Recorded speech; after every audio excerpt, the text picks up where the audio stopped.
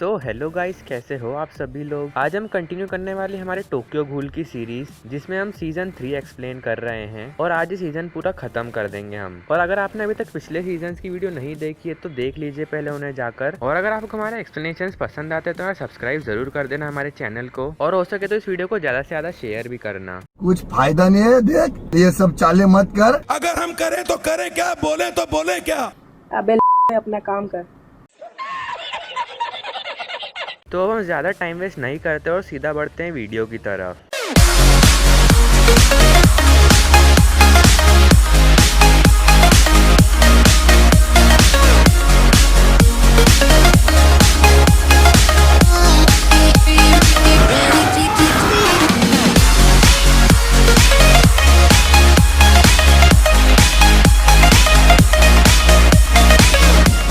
Episode 7 का नाम है डेज ऑफ रिकलेक्शंस माइंड। तो हमको बताते हैं कि जो हिनामी है उसको आरिमा की स्क्वाड अरेस्ट कर लेती है। तो सासाकी की टाकी जवा से फाइट हो रही थी पर वो सरवाइव कर लेता है उसमें और हिनामी को मरने से बचा लेता है। तो वो लोग हिनामी को प्रिजन में डाल देते हैं। तो जो नाकी है वो आयाटो को रोकता है हिनामी को बचाने से। तो फिर जो क्विंग्स स्क्वाड के मेंबर है वो सब प्रमोट हो जाते हैं। सासाकी एक सीनियर इन्वेस्टिगेटर बन जाता है। तो फिर शिराजो उसकी बहन से मिलने के लिए जाता है हॉस्पिटल में। उसको काइंड ऑफ ट्यूमर होता है जो कि बहुत ही खतरनाक है। वो उसकी बहन से बोलता है कि वो प्रमोट हो चुका है अब।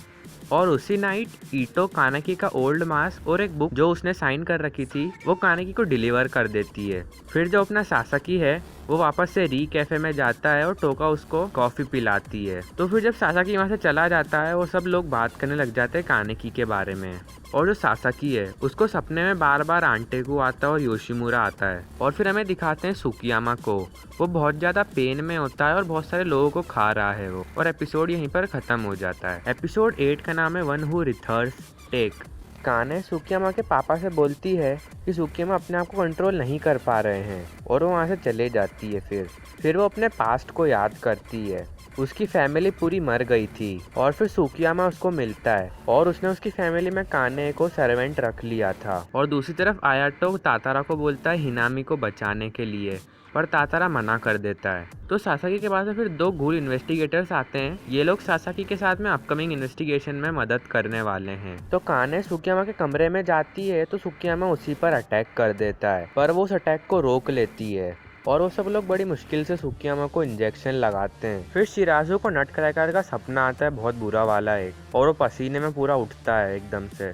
फिर हमें दिखाते हैं कि हाइजे हिनामी को बुक्स देने के लिए जाता है प्रिजन में। तो क्विंग्स स्क्वाड को एक और स्क्वाड ज्वाइन करती है और कोरी उनको एक घूल गैंग के बारे में बताता है और वो सब लोग फिर उस घूल गैंग को इन्वेस्टिगेट करने के लिए जाते हैं। तो वो घूल गैंग किजिमा की स्क्वाड पर अटैक कर देती है और वो स्क्वाड भागने की फिराक में होती है, पर पीछे से हेरू आ जाती है और उन लोगों को आराम से हरा देती है। तो सासाकी ऊटा के पास जाता है उसका मास्क और बुक लेकर, जो कि टाकासुकी ने उसको भेजी थी। और ये टाकासुकी का नाम ईटो भी है, मैंने आपको बताया था पहले भी।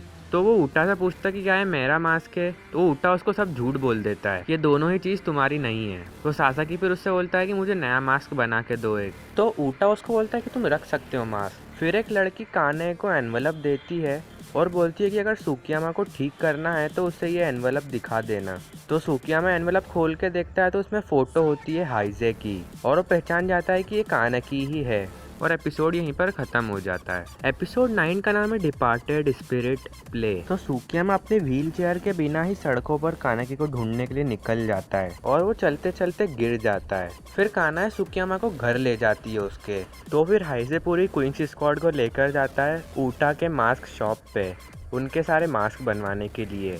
तो ऊटा सबके मेजरमेंट ले लेता है फिर, पर सासाकी को परमिशन नहीं मिलती है उसका मास्क बनवाने के लिए। फिर जो सुकियामा का पापा है वो काने से सुकियामा के बारे में बात करता है। तो फिर एक सर्वेंट आता है और उसको वीडियो दिखाता है जो कि किजिमा ने सीसीडी की वेबसाइट पर अपलोड करी थी, जिसमें कि वो मायरो को टॉर्चर कर रहा है और ये मायरो इनकी फैमिली का बंदा है। तो किजिमा उसमें बोलता है कि अगर तुम में हिम्मत है तो तुम आके इसको बचा के दिखाओ। तो फिर सुकियामा का पापा प्लान बनाता है काने के साथ में और वो लोग सासाकी से मिलने जाते हैं फिर, पर वहाँ पर मुत्सुकी और सायको आ जाते हैं और वो लोग चले जाते हैं वहाँ से। तो फिर काना ऑगरी ट्री के मेंबर से हेल्प लेती है क्योंकि उसको सुकियामा से हाइजे को मिलवाना था। तो काना शिराजू और उरिए को अपने पीछे लगा लेती है फिर सासाकी, मुत्सुकी और साइको ये भी फॉलो करते हैं उनको, पर बीच में उनको एक घूल की गैंग रोक लेती है। तो सासाकी मुत्सुकी को बोलता है कि तुम उरी और शिराजू के पास जाओ जल्दी, पर मित्सुकी और साइको को टोर्सो और एक और घूल रोक लेते हैं। मित्सुकी टोर्सो को इंजर्ड कर देता है बहुत, और दूसरा घूल साइको पर जाकर अटैक करता है। तो मुत्सुकी साइको को बोलता है छुपने के लिए। तो फिर दूसरी तरफ उरी और शिराजू ने काने को बीट कर दिया है और वो मुत्सुकी और साइको के पास में जा रहे हैं। और वो जब सासाकी के पास जाते हैं तो देखते हैं कि उसने सारे घूल्स को अकेले ही हरा दिया है। तो दूसरी तरफ एक घूल साइको का गला दबा देता है। सासाकी देखता है कि वो मिसिंग है और वो लोग फिर साइको को ढूंढने के लिए जाते हैं, पर साइको को एक घूल बचा लेता है और हमें दिखाते हैं कि ईटो दूर से देख रही है ये सब चीजें, और एपिसोड यहीं पर खत्म हो जाता है। एपिसोड 10 का नाम है स्वे थिंक।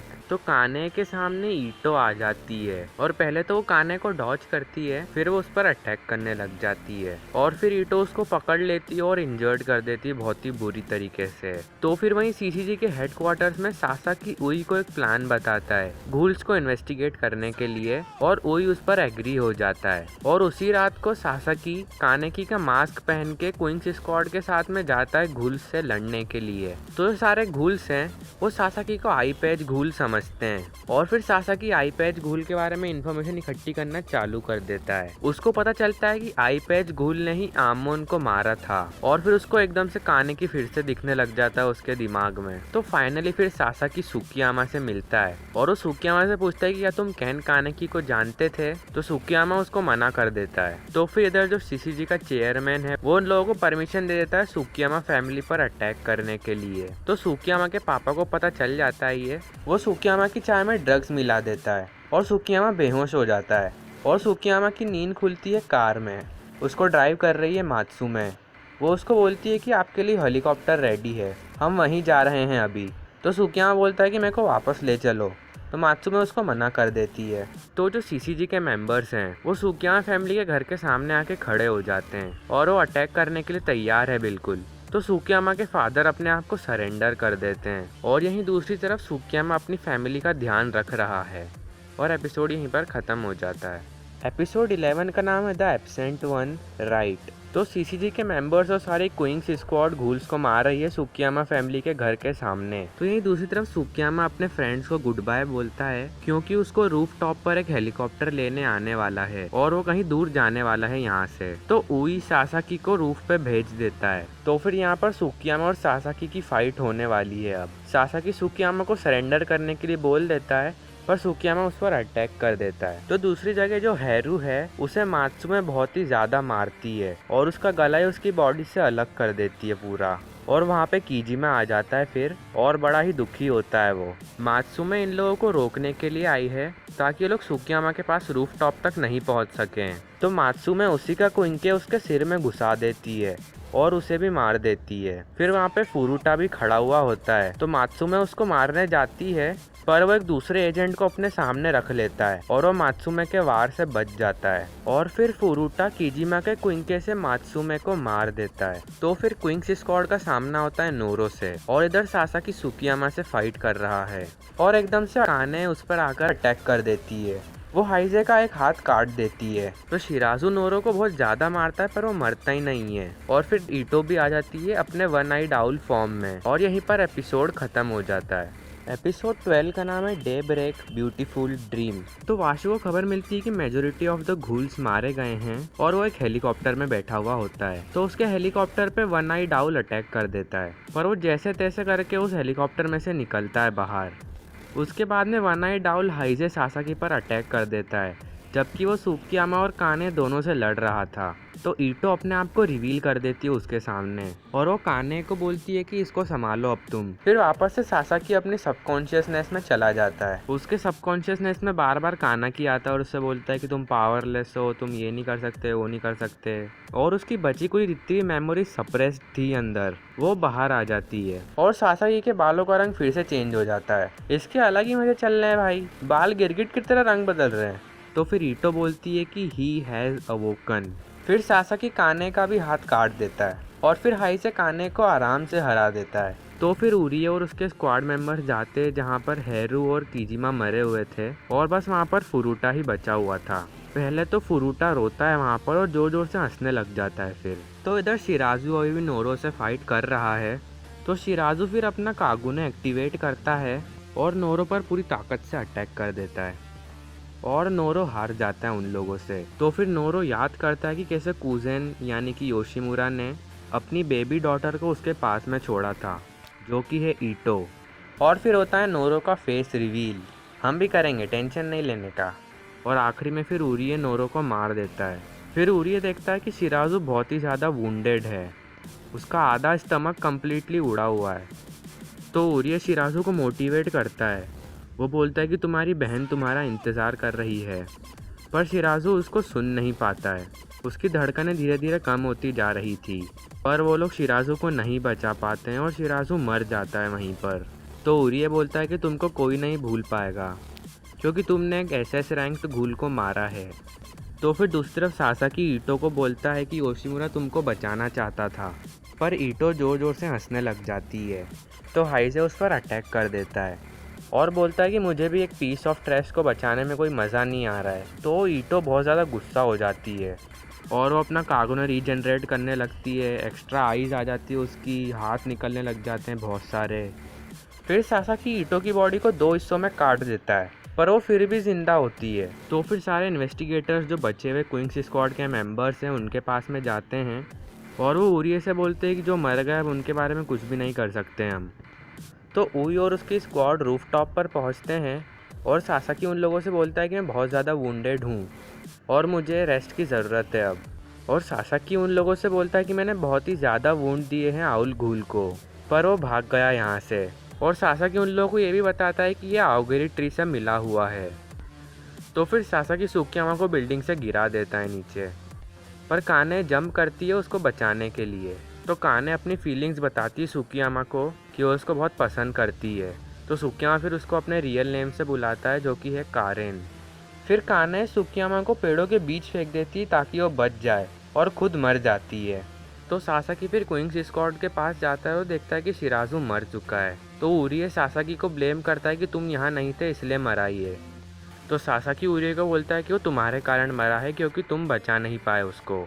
तो फिर ये बैटल के बाद में सुकियामा को टोका और योमो मिलकर बचा लेते हैं। फिर हमें आखिरी में बताते हैं ग्रेवयार्ड में कि इन्वेस्टिगेटर्स दुख मना रहे हैं सबकी डेथ का, पर उरिये दूर से ही देख रहा है। और एपिसोड 12 और सीज़न 3 ख़त्म हो जाता है यहीं पर। तो गाइज़ आज की वीडियो में इतना ही था। अगर आपको अच्छा लगा हो वीडियो तो लाइक कर दो फटाफट वीडियो को, और अगर आपने अभी तक हमारे चैनल को सब्सक्राइब नहीं किया है तो यार फटाफट से सब्सक्राइब कर दीजिए। और आप लोग जो जो एनीमे हमको बताते जा रहे हो वो हम एक एक करके एक्सप्लेन करते जाएंगे धीरे धीरे। So guys see you again in the next video. Till then see ya and have a good day. Everybody knows that I'm breaking down. Everybody knows I ain't faking now. Everybody knows my heart's vacant now. Yeah, she hates me now, I made mistakes but now I don't ever wanna be alone. I don't really ever feel at home. On my own, in the zone, that's the only way I know. Feeling low, about to blow back up. Here I won't ever let the doubt creep in. Gotta pop a couple more aspirin. I don't think I'll ever let you in.